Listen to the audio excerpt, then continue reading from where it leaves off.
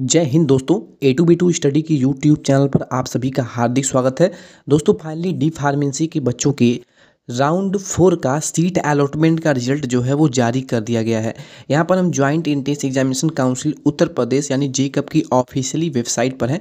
Website पर आने के बाद जब आप नीचे यहाँ पर स्क्रॉल करते हैं तो आपको यहाँ पर साफ तौर पे देखने को मिल जाएगा round 4 seat allotment result of Jacob pharmacy counselling 2023। हालांकि ये रिजल्ट का डेट कल ही जारी होने वाला था रिजल्ट आप सभी का, लेकिन कुछ कारणवश रिजल्ट जो है वो जारी नहीं हो सका। रिजल्ट जो है वो आज आपका जारी हुआ है, तो जल्दी से जाइए और अपना रिजल्ट चेक करिए। और जिस भी बच्चों को कॉलेज अलॉट हो गया है अपना रिजल्ट हमें टेलीग्राम पे ज़रूर शेयर करिए। चलिए यहाँ पर हम एक बच्चे का जो रिजल्ट है वो यहाँ पर आपको क्लिक करके चेक करके दिखा देते हैं। देखिए जैसे ही आपको रिजल्ट यहाँ पर चेक करना है तो राउंड 4 सीट अलॉटमेंट रिजल्ट पर यहाँ पर क्लिक करना है। चलिए यहाँ पे हमने क्लिक कर दिया है। क्लिक करने के तुरंत बाद आपको यहाँ पर जो है डिटेल अपना फिल करना होगा और लॉगिन करना होगा। चलिए हम यहाँ पर लॉगिन कर लेते हैं। दोस्तों जैसा कि आप देख सकते हैं हमने यहाँ पर एक बच्चे का जो प्रोफाइल है वो लॉगिन कर लिया है। प्रोफाइल लॉगिन करने के तुरंत बाद आपको जाना है यहाँ पर सीट एलोकेट रिजल्ट के ऑप्शन पर। तो चलिए यहाँ पर सीट एलोकेट रिजल्ट पर हम क्लिक कर लेते हैं। जैसे ही आप यहाँ पर क्लिक करते हैं तो आपको यहाँ पर ऊपर स्क्रॉल करना है और आपको जो भी कॉलेज मिला होगा आपको यहाँ पर देखने को मिल जाएगा। यहाँ पर देख सकते हैं dear candidate as per your field choice no seat has been allocate to you in this round. यानी राउंड 4 में भी यहाँ पे आपका राउंड 4 लिखा हुआ है। इस राउंड में भी इस बच्चे को कोई भी कॉलेज अलॉट नहीं हुआ है। इनका जो रैंक था वो करीब 3500 तक का रैंक था, तो इनको ये उम्मीद थी कि इनको कोई ना कोई गवर्नमेंट या फिर एडेड कॉलेज इस राउंड में मिल जाए। लेकिन अगर आपको भी इस राउंड में कोई भी कॉलेज अलॉट नहीं होता है, अगर आपकी प्रोफाइल में भी कुछ ऐसा ही शो होता है, तो आपको अब प्राइवेट कॉलेज में ही एडमिशन लेना होगा। राउंड 5 जो है इस काउंसलिंग जब भी स्टार्ट हो रही है आपको भी बता दे रहे हैं। राउंड 5 की काउंसलिंग में आपको जिस भी कॉलेज में एडमिशन लेना है प्राइवेट कॉलेज में अपने नज़दीकी में पता कर लीजिए।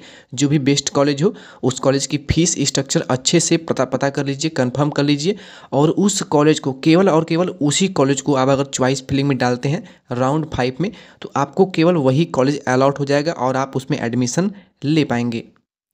आगे उन बच्चों के लिए बात कर लेते हैं जिनको कॉलेज अलॉट हो गया है। देखिए जिन बच्चों को कॉलेज मिल गया होगा, जिनका हाई रैंक हो या फिर कुछ बच्चों को गवर्नमेंट या एडेड कॉलेज अलॉट हो गया है, तो वो बच्चे आएंगे अब सबमिट विलिंगनेस के ऑप्शन पे। सबमिट विलिंगनेस का जो ऑप्शन है वो आज ही से इनेबल हो गया है। आप इस सबमिट विलिंगनेस के ऑप्शन पे क्लिक करके आपको कॉलेज पसंद है तो फ्रीज कर दीजिए। ठीक है, आप उसको फ्रीज करिए, या फिर आप फ्लॉट करते हैं तो आपको फ्लोट करते ही 3250 रुपये पेड करना होगा। अगर आप ये नहीं करते हैं तो आप काउंसलिंग से बाहर हो जाएंगे। आपको सबमिट विलिंगनेस में अगर कॉलेज पसंद है तो उसको फ्रीज करिए। फ्रीज करने के बाद तुरंत आपको फीस पेमेंट करना होगा। फीस पेमेंट करने के तुरंत बाद आपको अपना डॉक्यूमेंट वेरिफिकेशन का सेंटर चूज करना होगा।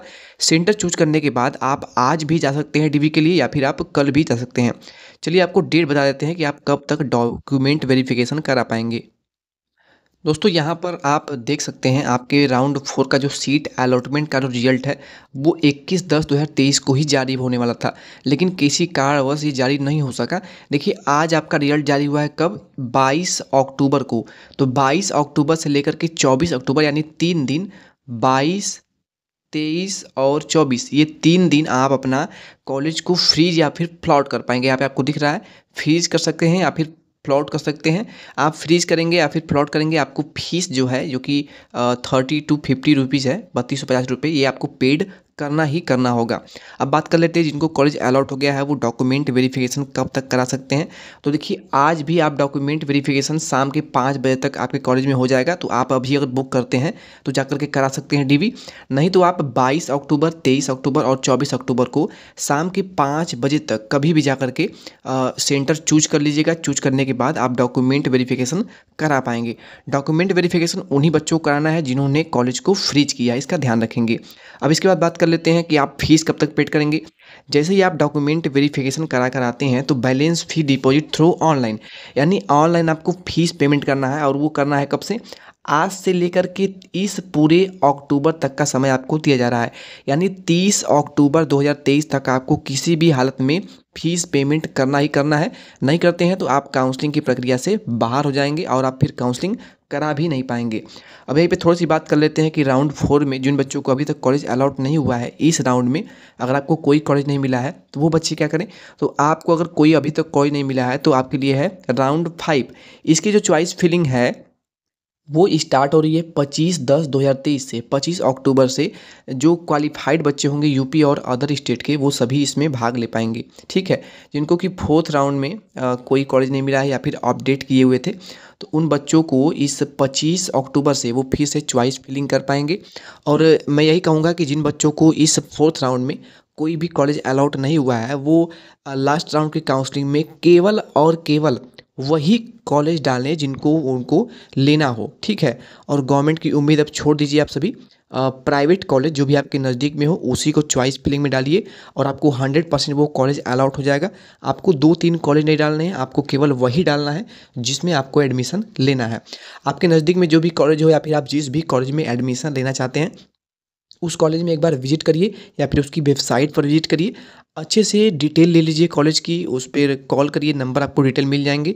अच्छे से नॉलेज ले लीजिए, फुल इन्फॉर्मेशन लेने के बाद ही उस कॉलेज में एडमिशन लीजिए कि फ़ीस स्ट्रक्चर क्या है, स्कॉलरशिप आती है या फिर नहीं आती है, फ़ीस कैसे देना होगा। कंप्लीट जानकारी लेने के बाद ही एडमिशन लें, नहीं तो वहाँ पर आपको एडमिशन लेने के बाद मनमाना फ़ीस भी लिया जा सकता है। तो इससे आप बिल्कुल सावधान रहिएगा।